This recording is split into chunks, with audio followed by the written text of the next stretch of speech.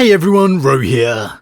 Today we're discussing the departure of Leman Russ and the duty set by the Emperor.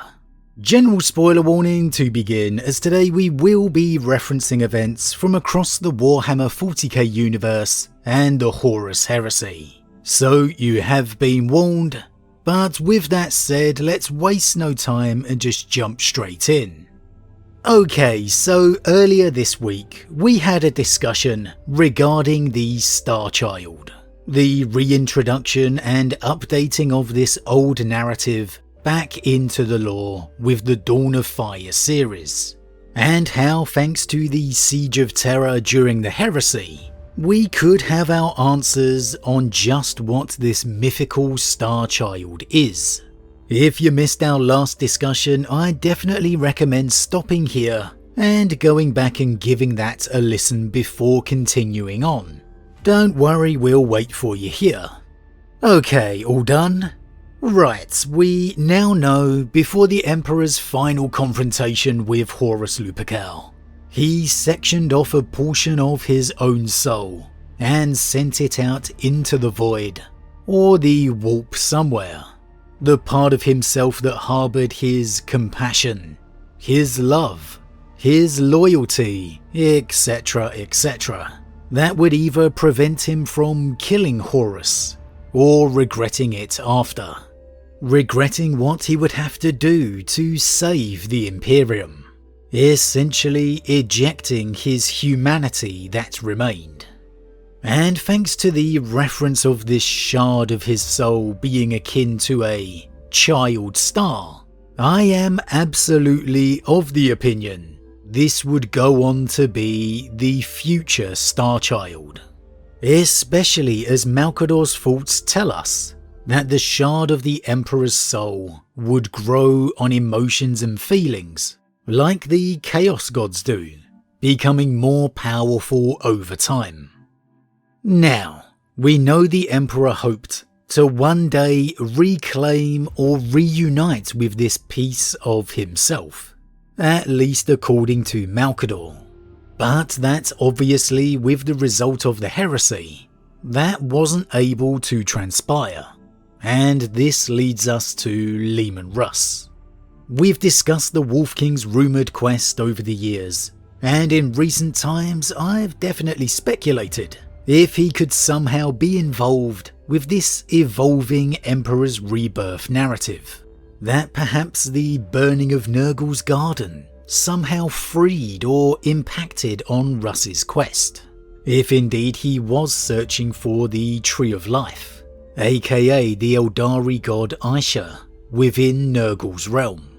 However, with this strong piece of evidence regarding the Star Child's origin, to me, it feels more certain, or more likely than ever, that in the wake of the heresy, with the Emperor now silent and essentially entombed upon the Golden Throne, that the Emperor dispatched Russ to find this part of his soul, the future Star Child. We know for a fact during the Siege of Terror, the Emperor had foreseen this current era of 40k, a time when the galaxy was on its knees, and a time when his long-lost sons were returning to the Imperium, that the fight back could begin in earnest, a final war for ultimate victory. And we know he had foreseen his own state as well, and thus surely that of the Star Child, realizing what it was. Even if he hadn't, if Malcador knew it would grow in power, well then the Emperor obviously would too.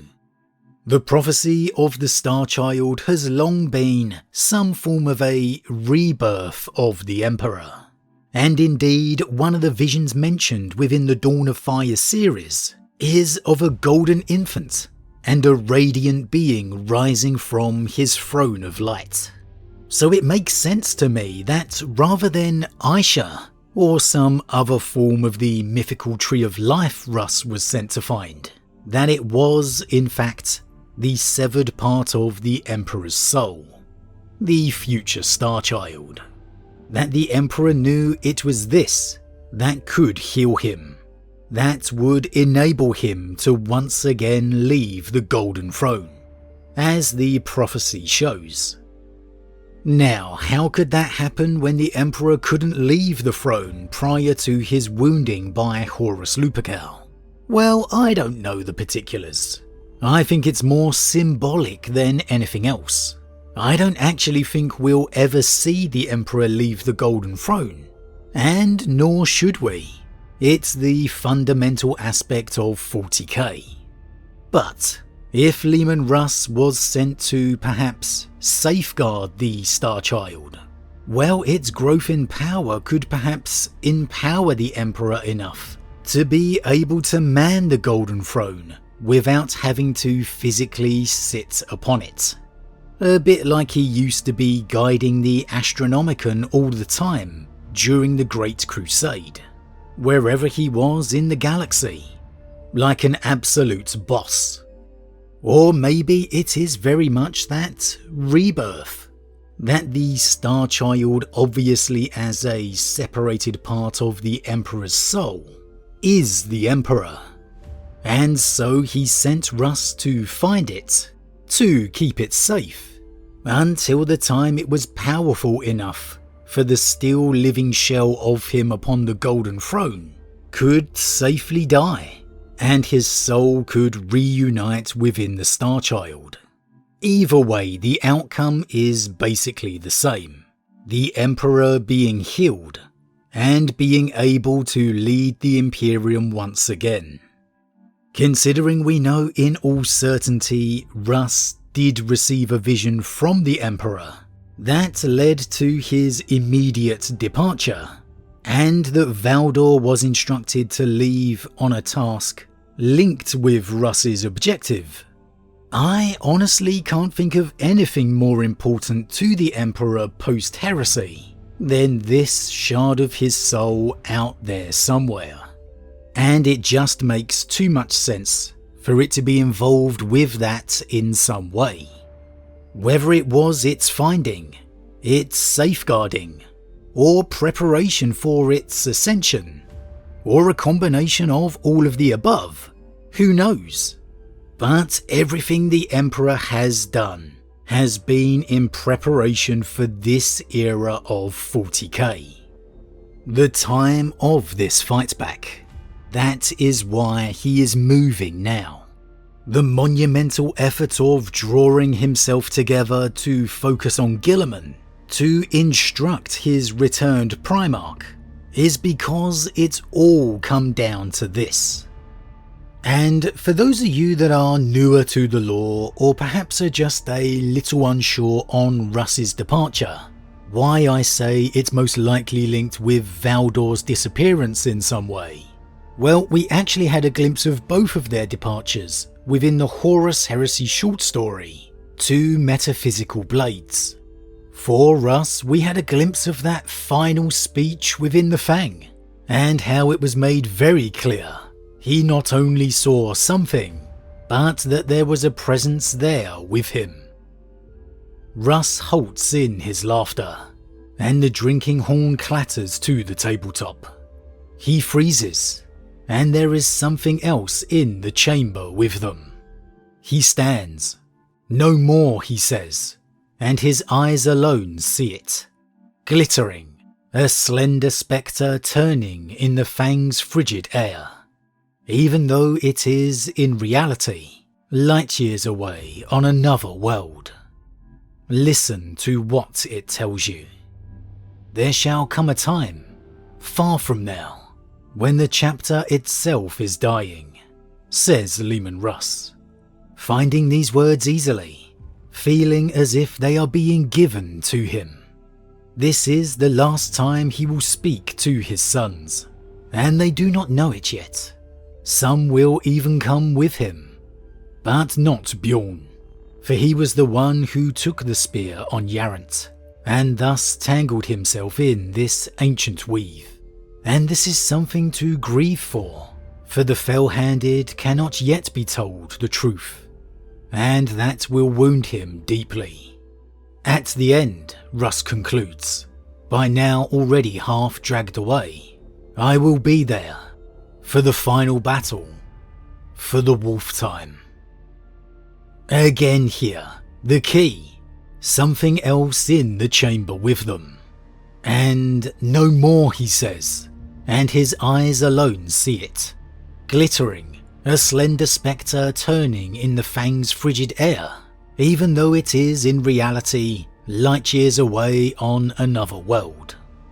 There's only one image that to me could force Russ to shout out no more, and that would be an image of his father, knowing the grief and loss that Russ felt for what had become of him.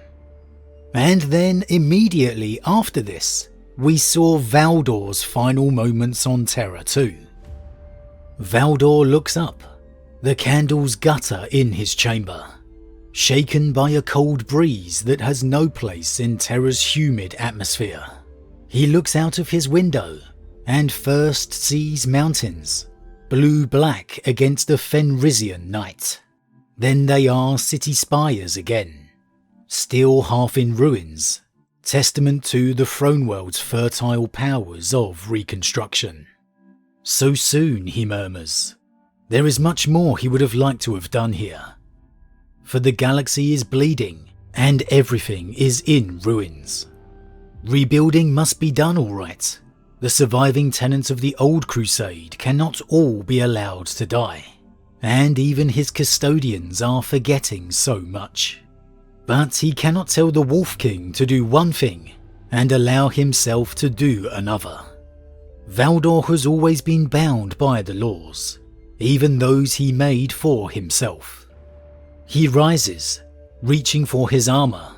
By the time he leaves, there will be nothing left of him in the chamber.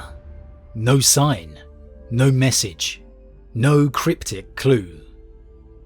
So that is why Russ and Valdor's duty must surely be linked in some way, and that it's pretty clear the Emperor sent those visions to them. Valdor quite clearly had some form of pre-knowledge, whereas Russ did not. Is Valdor leading a war within the warp? Is Russ fighting to find the shard of his father? Has he already found it? Who knows? But it surely is somewhere along those lines. I mean, heck, who would the Emperor trust more to be a guardian of the shard of himself than his own chief custodian, the one individual more than any other who was specifically created to be his protector?